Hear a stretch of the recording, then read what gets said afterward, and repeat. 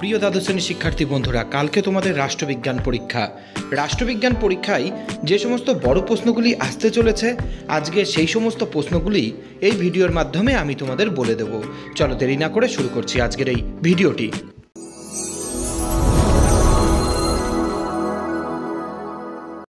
কালকে 1 নম্বর দাগে যে প্রশ্নটি আসতে চলেছে তা হলো আন্তর্জাতিক সম্পর্ক বলতে কি বোঝো?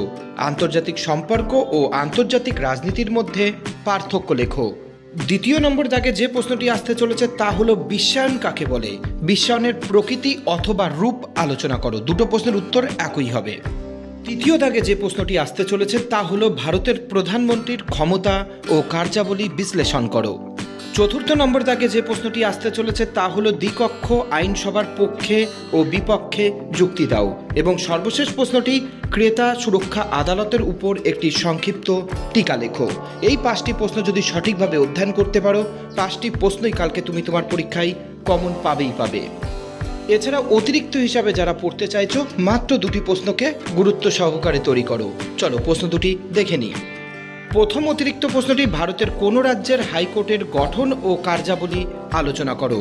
এবং দ্বিতীয় প্রশ্নটি ভারতের যে কোনো একটি অঙ্গরাজ্যের রাজ্যপালের ক্ষমতা ও পদমর্যাদা আলোচনা করো। এই দুটি প্রশ্নও কিন্তু গুরুত্বপূর্ণ। প্রশ্নগুলিকে ভালোভাবে অধ্যয়ন করো। আমি বলছি কালকের পরীক্ষায় প্রতিটি দাগ নাম্বার মিলে যাবে। তাই দেরি না করে প্রশ্নগুলিকে সঠিকভাবে অধ্যয়ন করো।